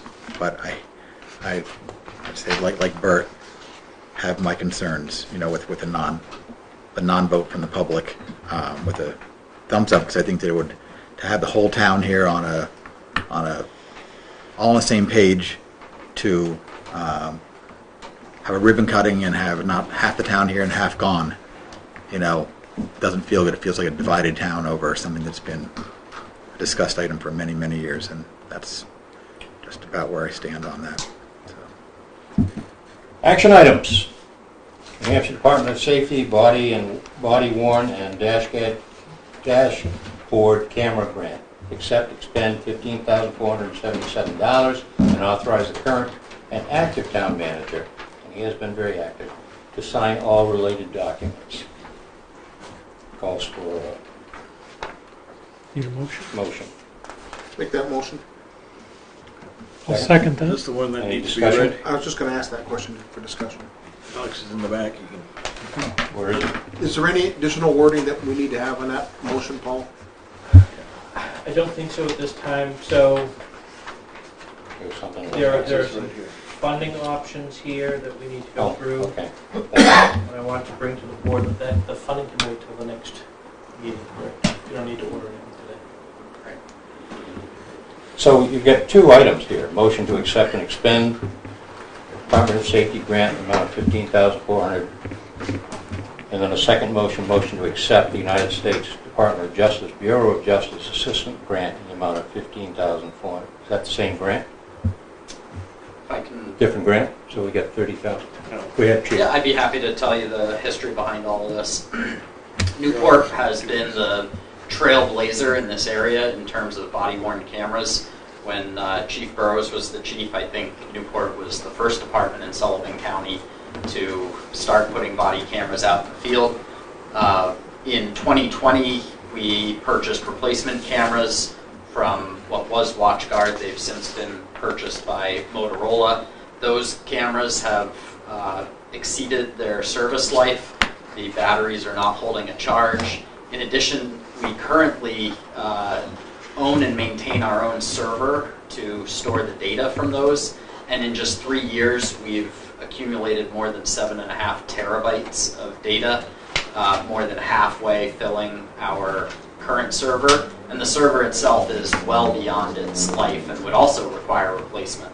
So I'm trying to put together a proposal to replace our current cameras, Everybody now is shifting to cloud-based data storage rather than maintaining our own server. It is more cost-effective. It is more secure than hosting our own. It's a substantial project, and in my 8 months on the job here, every time that I've tried to come to the town manager with my hat in hand or to the board asking for money, I try to exhaust every available grant opportunity first. So I applied for actually item number 2, the US DOJ grant first, back in the springtime. However, I thought it was very unlikely that we were going to be approved for that. It's a competitive grant. They were only awarding 50 nationwide, and a lot of larger departments have full-time grant writers, and they hire consultants to write their grant applications for them. Our grant application went 25 or 30 pages because it had to be backed up by research and data. So when the New Hampshire Department of Safety put out a body camera grant program over the summer, I applied for that one as well as kind of a backup, and much to our surprise, we were awarded both. I got a call from the U.S. Attorney herself last week congratulating us on the U.S. DOJ grant, and we also received word that we had been accepted for the state grant. So what that allows us to do is if we combine both grants, it'll allow us to get to a better program. Right now, our officers are sharing body cameras. We do not have one for every officer. They're very similar to a cell phone in that, you run your cell phone all day, you get home, what do? You stick it on the charger because it's down to 10% and it holds less and less charge every day. Well, what our officers are doing is they finish their 12-hour shift, and instead of putting it on the charger, they're handing it to the next officer to run it for another 12 hours. And, I have to replace my cell phone every 2 years as it is, it seems. And these are no different. So what I'm proposing is to get 13 new cameras, one for every officer, which will both extend their service life, and there will be better accountability, because right now, if for an officer to take a camera, they have to go into the system and sign it out to themselves so that the videos that it's storing will be attached to that officer. But what's happening is I'm running out of the building for a call for service. I just have to grab one off the dock, and so my videos are showing up as being created by another officer, which creates accountability issues. So for every officer to have their own issued body camera, we will again be the leader in this county. Body-worn cameras are here to stay. They're the wave of the future. And, I'm very proud of the fact that Deputy Sullivan County Attorney recently told me that Newport PD has the most superior work product right now in the county, not just in quantity, but in quality. I want to keep it that way, and body cameras are an important part of that. So I'm asking that the board vote to accept both grants and allow us to, expand our program and make it really into a state-of-the-art program. I think what we've previously done is more testing and evaluation. We've learned important lessons, and now I'd like to move forward with a more robust program. Okay, so we have 2 motions. Just a quick question. Yeah, got a question too. Go ahead, well, motions, then we'll discuss. Go ahead. The motions as written in the agenda, or the motions as written in I'd read the the chief's motion, email? item 1, and then... In your email. Just have a quick question. Okay, why don't we take the motions, then we'll have discussion. Okay? Well, I've got a question that concerns both motions. Chief, since you basically applied for the same, say, items from 2 different sources, and you got both funding from both, are we in any jeopardy of, say, being considered like double dipping or something, or the fact that we're getting money for the same thing from 2 sources? That's an excellent question. Is there any consideration that or is this being redone, as you say, to expand the depth of what you're getting? That's an excellent question, and one that I also had, and I've already asked those entities. So 2 things. When we initially applied for these two grants separately, the intention was to not expand the program, but to replace our current crop. So what I'm told is we All we need to do is notify them that we're expanding the scope of work, and that's okay. Secondly, what we cannot do, and which I will be very careful not to do, is we cannot use state grant money to supplant the 50% match required on a federal grant, and we cannot use federal money to supplant the 50% match on a state grant. Both have a 50% match. We're going to have to pony up our 50% for each of the two grants in order to leverage. So whatever money we spend out of each of those pots of money, we will make sure that Newport is meeting our grant, our 50% match obligations. So with about $31,000 or so coming in here, it means you or we will have to find about $15,500 from other sources as our match. 15,477. So basically, For each. For each. well, the grants, 50% of that for each. 50% of one and 50% of the other, which, right? so basically, 15,477. So 31,000 out of our pocket. so pretty much we're looking at probably about $46,000 worth of equipment between the two grants and our 50% match to each grant. It's closer to 65, but that's over the course of 5 years. Okay. So this, we have, as the town manager said, we're talking about different options for how you want to fund that. Yeah. Whether it be a substantial amount up front and much less in subsequent years, or spacing it out over subsequent years. We have a lot of flexibility in that. The other thing is voting to accept and expend these two grants does not require us to spend the entire amount allocated in both grants. We can do it piecemeal, and it's just as we accept, say, 5,000 out of one of those funding sources, we need to put up 5,000 of our own money. So as we go along over the next 5 years, we can choose how much to spend that. So the total project of approximately 65,000 over 5 years is only if we choose to leverage every dollar that we were approved for in these two grants. You can always do less. It just requires turning back money, grant money unspent. Don't want to do that. I don't want to do that.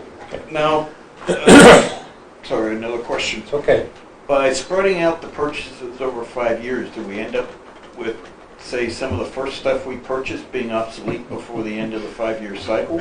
Or would it be worth looking at replacing it all, utilizing the grant money and our match and stuff, and then perhaps starting a capital reserve fund within your department so that we have funds when it's time to replace them? I think you said 2 years for the earlier stuff, but hopefully this stuff will last.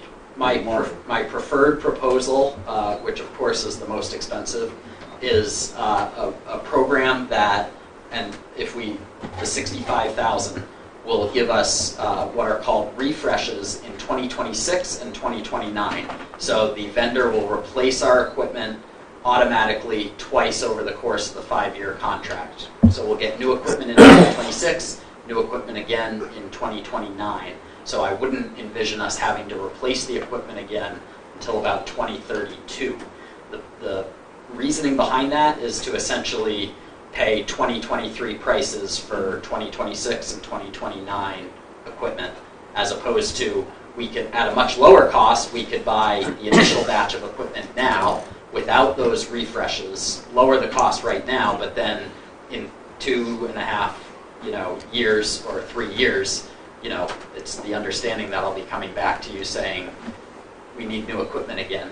The other thing that these refreshes do is our current Motorola equipment, when we went recently to try to repair or replace it, they said, well, we don't make that model anymore, so we cannot repair it. We cannot replace it with another one of the same thing.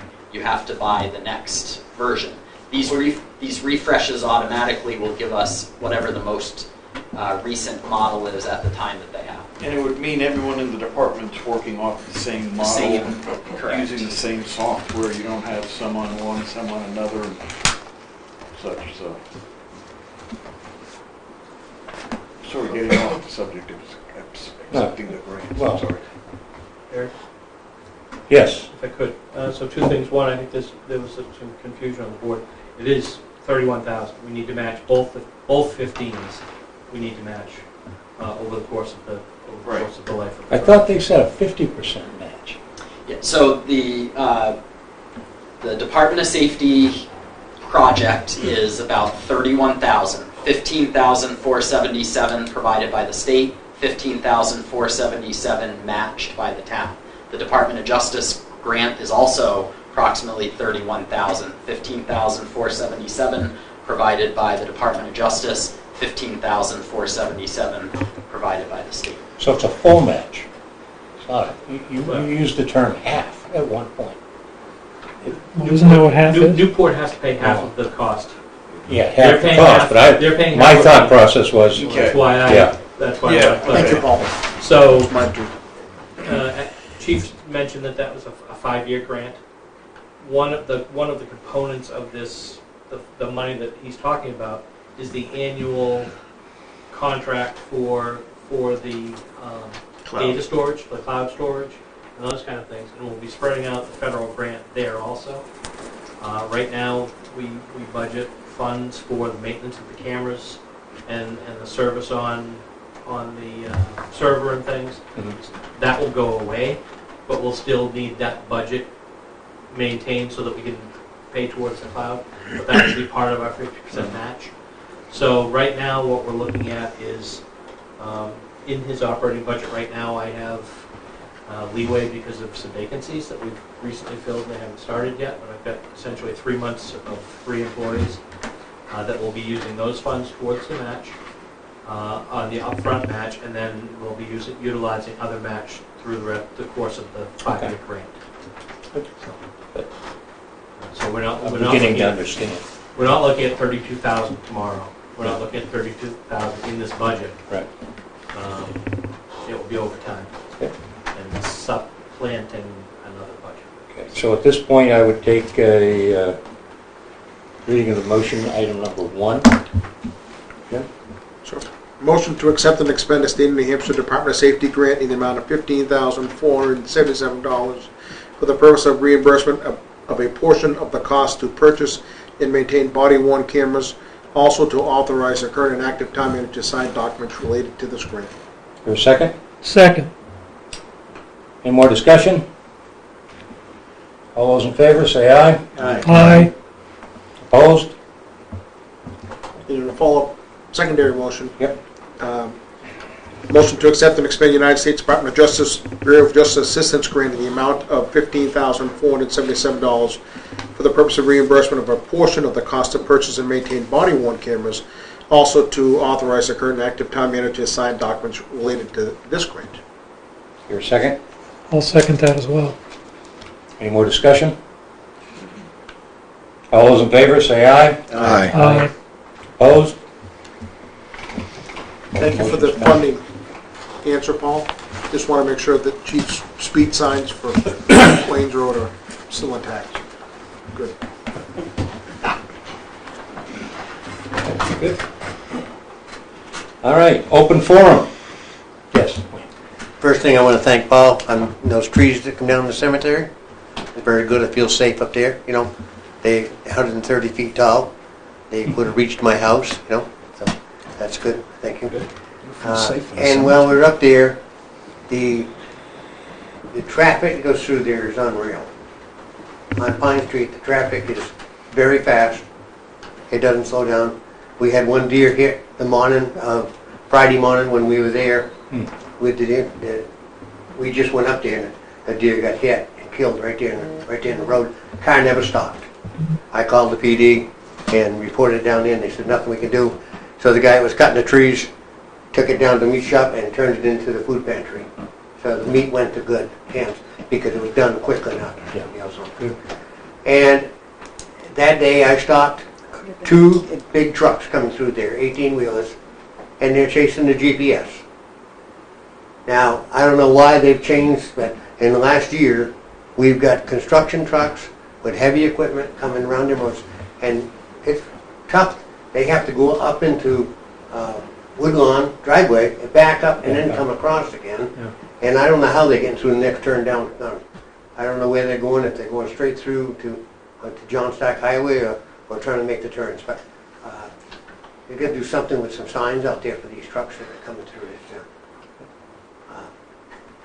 It's a lot of big traffic coming through.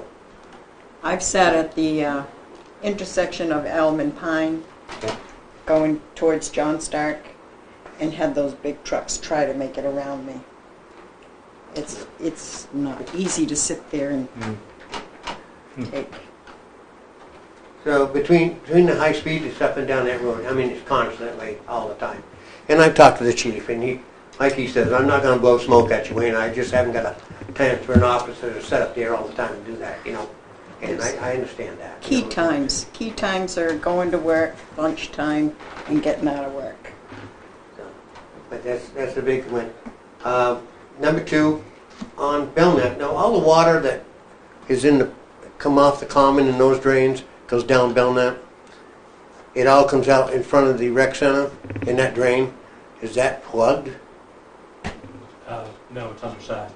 The entire system is undersized, and that's why whenever it rains, the common will flood, Yep. because I think it's an 18-inch culvert running down Okay, it's Belknap, and it pops up at that it bubbles up at that. oh, it's coming out of the ground that much. Any rainstorm now. It's just the pressure coming through that 18-inch pipe, and the But- state. has But been- from there to the river, it must be plugged off. Is that ours or the state's? That's the state's. That's the state's. Because I don't that think it is drains a plugged state up. I think road. it's just overwhelmed. Yeah, but it's coming all the way down to there before it blows up. So, you know, I think that's the first spot it has to. is it? I've seen it bubbling in front Yeah. of Hodgepodge before, Yeah. because it bubbles up and goes right Yeah. into her basement. Yeah, that's always been my understanding. I can ask again, but that's always been my understanding. And the state has been reluctant to spend the money because they need, now under state law, they have to re-permit the outflow into the river. So they want to keep that current pipe that's in the river right now. It just floods It's everything a down there. safety so. problem.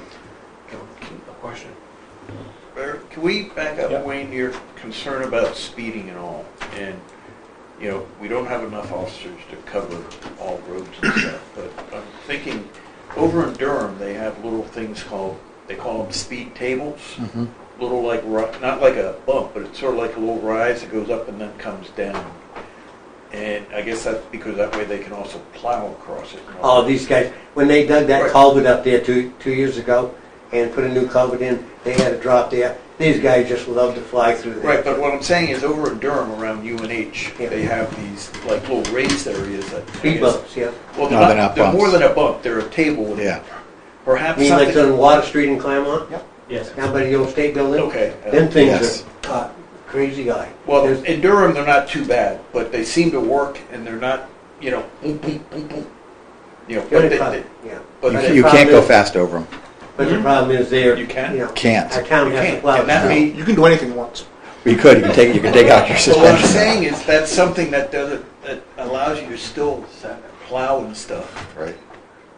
And I don't know if that is something that would work for certain areas in Newport. Just a thought. I don't like your Chief, thought. any thoughts?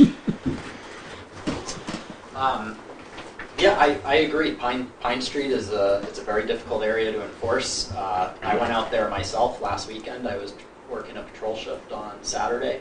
I ran some stationary laser in Mr. Boardman's driveway. I monitored 72 vehicles over the course of an hour. 71 of them were at 36 or below. One was over 40, and I stopped and took enforcement action. So we'll continue to monitor that area. Any kind of natural traffic calming features that we can add to the roadway, I'm fully in support of that. Mhm. Okay, good. Jim? Just to follow up, maybe, Chief, you might have better luck than I did with reaching out to the GPS companies about identifying truck routes through town, right? I don't know if they've changed their processes, but, in our many attempts over the years to curb Bradford Road and Maple Street of through truck traffic, maybe we want to explore similar town ordinancing and signage that would be delivery truck only, no through trucking, at least posting it to help somewhat, but without being able to communicate successfully with the GPS companies, because they do have truck routes, and these truckers will blindly follow whatever the GPS tells them to do. Yeah, and that's what these guys And were I doing. pulled many a stopped them, car yeah. off Class 6 roads where a Jeep wouldn't go, but yet we got a little Prius out there, so they will follow blindly GPS. So if we don't have these roads, one, identified through the GPS companies as not a truck route or not suitable for truck traffic, we're just going to be fighting that forever. So, but the signs do help to some extent. I know they've helped somewhat on Bradford Road. It's not the end all. I spoke to the guys, they're right behind the rec center that do the propane, the big 18-wheelers there. I spoke to them guys, and I said, you guys are fighting coming through these corners. They're coming down from steep hill and then turning on there. They're fighting to get around that corner. I said, once you guys go through town, well, the GPS brings us this way. I said, you guys are going to have a lot more fun going around the other way, And they did. And most of them guys have gone around the other way now. Okay, good. I mean, I took time to spoke, not yell at them, and speak to them nice and just find out what they're doing, So. I just want to say I like Jeff's idea. It might help. Of the And bumps? Yeah, and I did want to just thank you for being there. No, I understand your hate department that is idea. I don't know. lacking The people. town But people ain't going to like those with bumps. Saturday, Plowing. it's dead up there. Try a Monday morning Well, at if they don't like them, 7:30. they can stay to the state roads and go down It's the not other way. from dealer's tickets, but You it have to put Okay. them on an they see you angle, up there once in a so while. they, when they plow, they can get it. Well, And what that I'm saying could is have been these a are kid. like That's what, a section That's maybe what worries 4 me. feet. They go up, they're about 4 feet and then they're down. So they're Mary, not did you just get an answer to what you wanted? yep, thank you. Okay. Did you want to say something? Yeah, I just wanted to add, I know, like when you're talking GPS, all the truck drivers that I knew that had GPS, a lot of them are assigned that route, and if they deviate off that route and there's a problem, a car accident, their insurance won't cover them because they deviated off the route. And it might be a dispatcher that just simply plugged it into a GPS, because I know my GPS will take you the shortest route. And if it's a cow path you're going down, it's going to take you down there. There is So- a setting for trucks and truck routes.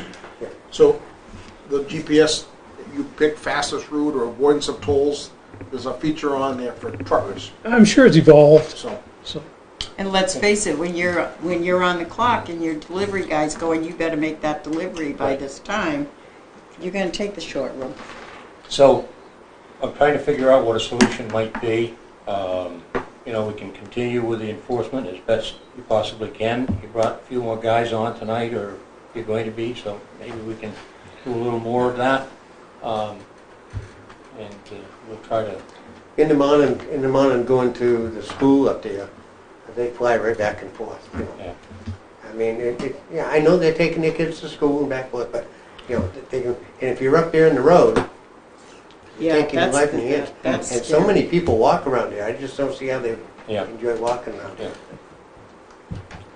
Yes, Bert? For the small amount of money that you get for the retiring police cruisers, you should sell one. There's an He idea. sets it right up there at the driveway. Yeah. It'll work. I don't Didn't they think say you're, that are you last allowed to time? do that still? absolutely. I thought there was a court case about that. Well, you can disarm the engine and et cetera, so Okay, it just pay it. can't be I can used maintain it. in the lights. I know you could. Okay. You'd put a bigger engine in it, though. And a louder Okay, muffler. so anything else for open forum? Yes, sir. Hi guys, my name is Mark Murphy. First time coming to one of the town hall meetings. Glad to see how the whole process works. I've lived in Newport for about 6 years. I run a business. Would you here say in your name town. again for the- Mark Murphy. Murphy, thank you. And I run a business here in town. I don't know if any of you've heard of it. Murphy's Tech and Trade. We're actually working on the new hibachi restaurant that's going in down the street here. So the purpose of my being in here today is over the course of the last 4 weeks, my wife and I have noticed some changes to the water that's coming into our home. It's got a lot of sediment built up in it. Actually, the other day, the water came out brown. So I reached out to Christina. I've worked with her quite a bit over at Planning and Zoning. She put me in touch with Joe over at Public Works. He came over, tested the water inside the house. Come to find out, it's twice the level of what it should be for iron inside the water. This is over on 224 North Main Street, Cross Street being Roslyn. Also, a couple of residents in that area have also made claims of similar issues with their water. Now, in speaking with Joe this morning, and trying to figure out what the test came back as. Obviously, he told me it's twice the limit, and that obviously it's an old cast iron pipe that's inside the ground out there. Now, according to him, there's no hydrant on the end of the road there where we can do a push out of pressure and try to clean out the line. He did say on the 14th they're planning on doing some type of treatment to the line. Whether or not that will fix the problem, I'm not sure. But given from what I've done for research, these pipes are extremely old and definitely need to be updated. As far as the extent of the issue, I can't speak to it. I have thought about reaching out to locals that are on my street to find out if they have any issues with their water as well. But once again, I've only noticed about 2 individuals who have made the claim that they're having dirty water coming into their home. Now, I did check everything on the inside of my house. We had our water heater replaced recently. So it's a brand new water heater, brand new 3/4 inch copper pipe coming into the house. Joe reached out to me before the meeting this evening and let me know that he had looked at the plans and he had said that looked like there was a cast iron pipe on our side of the curb coming into the residence. I think he got that confused with the wastewater pipe because there is a 3/4 inch copper line coming in from the ground into the house. Now, I have taken photos of all of this, including inside the sinks where the buildup is turning the sinks a different color, as well as inside the toilets where we're pretty clean people. We keep everything pretty well organized. I had it sit there for 24 hours. I came in, took a photo. You can see all the sediment building up. Cleaned the toilet, flushed it, and now you can see the toilet is obviously clean. So there is definitely a large amount of sediment that's coming in through the water line. And speaking with Christina, I made mention of this to Joe about a little over 3.5 weeks ago.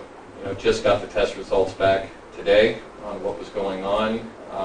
Whether or not he's known about this prior, or how long the issue's been going on, I'm unsure of. But my purpose here tonight was just to bring it to the board's attention. I'd hate to have a bunch of residents coming in here complaining about their water being not good, especially being twice over the limit. And obviously, listening to you this evening with the budget and the rec center and everything else that you guys have to worry about, I feel like I'm dumping more bad news at your doorstep. So, I'm just as concerned about your issue as I am. Absolutely. Yeah. And as I told Christina, I'm not here just for myself. My wife and I plan on setting roots in this town. We're planning on buying property and building a home here. So, ever since I came to Newport, I always felt this town had potential to be something great, which is why we're working here in town, trying to bring some more food and culture to the area. So obviously, when I notice things like this, I just want everyone who's in the position of authority to know exactly what's going on, so it can be addressed or an issue brought to it. So Joe has gone out. What would be our next steps, Paul? So Joe told me about this morning. I'm having him test some other residences in the area just to confirm that it's an area problem, not an isolated problem. Once we have that, we may need a consultant. The problem is right now, what you do is you add sodium silicate to those pipes to slime them, which kind of keeps the corrosion away and that kind of thing. And we do add that, but then you're probably towards the end of the system on that.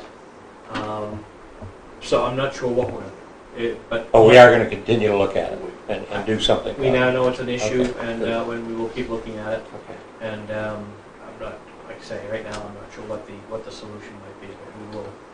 We're aware of it now, and we'll look at it. Could you, for the next meeting, could you give us an update about where we are with that?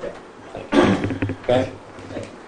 Thank you. Thank you for bringing it in. Thank you. That's what we need. Can't fix it if you don't know it's broken. That's right. That's right. Anybody else for open forum? Communications. Board of Selectmen. Yeah, I just want to remind people, as the electric signboard says at the end of the comment there, that people who want to change their political party affiliation for the presidential primary need to do it before, I think, this Friday, October 6th. It is. Last date to do it. So it's just a reminder that if you're not sure what party you're affiliated with after the last election, or you want to change it or just confirm your affiliation, you should check with the town clerk. So, Thank you. that's all I got. Ed? Jim? Just a real brief, many positive comments about homecoming parade on Saturday. What a great event. And a win. All the graduating classes had. I know I had my 30th, so it was kind of fun. But one thing that I did hear in comments was the lack of announcement or notice of the parade times. For those people that aren't on all the social media, aren't on our websites and everything else, perhaps we ought to think about next year adding a message in the days prior to the parade on the message board at the end of the common. So, just as there were some comments made about not knowing when the parade was and when downtown was going to get all kludged up with traffic. So, Could the school put it on their billboard? Their scrolling we board? could do it in a number of locations, but it's all over social media. But Yeah. there are a good chunk of the population that are not on that. Don't follow all the different what's up, who were there, and where. So, But I mean, it's like always been like 10 o'clock and Saturday of every homecoming. It's every like, year, I had to ask homecoming you. date changes. right, but it's So- that's Saturday of homecoming, you know. We know Well, that. Jeff. I think Jim's point is we need to kind of work to make sure the notice gets out. Got a job identifying. I think it would be nice to have some sort of a community calendar, either on the town website. You can do a lot through Steve at the radio station. It just has to be Yeah. formed, that's all. Yeah, that's. You know, I know Steve was announcing it on the radio. Was he? Yeah. And again, just we have so many good things that go on, and, Yeah. for people not to be noticed of them. the parade is just one of those things. It's always it bobs up downtown. So just Well, everybody. A better- And if another- you know it, more sources to Plan. announce that. Yeah, twice a year. Or to attend, that's what I was getting at. It's the one year we do the parade backwards too. As we go home. Homecoming. Not Okay. to shed, not to shed responsibility, but it's the school's parade. okay. Then why is the I'm rec gonna center? move right along Why is the quickly rec on center? I object. Yeah. I'm all set. Oh, you got one more? Go ahead. It is the school's parade, but the town, the police department is responsible for traffic. Understood. So it is the town deal. It's a joint venture. It's his issue. Okay. One way or another. Cancel the parade. There we go. Let's Community. move on. Well, we did that. That's what we tried. Actually, All right, I Keith. missed the, I'm all Okay, set. let's settle down. I missed Keith? the pep I'm all rally and the set. All right, bonfire. thank you. I've said enough. Yes. Are you sure? I knew you'd agree. All those in favor? Yeah. Thank you. Okay, and I will, actually, just out of curiosity, Paul, I have this letter. Do we need to react to that? You ready? We will look at that. I'm not Okay. sure what the All right, impact of tonight. that, Very and good. whose property it is, if it's All right. right away. Nothing else for communication? Paul, I was gonna get to him. Thank you for asking this evening, I'm all set.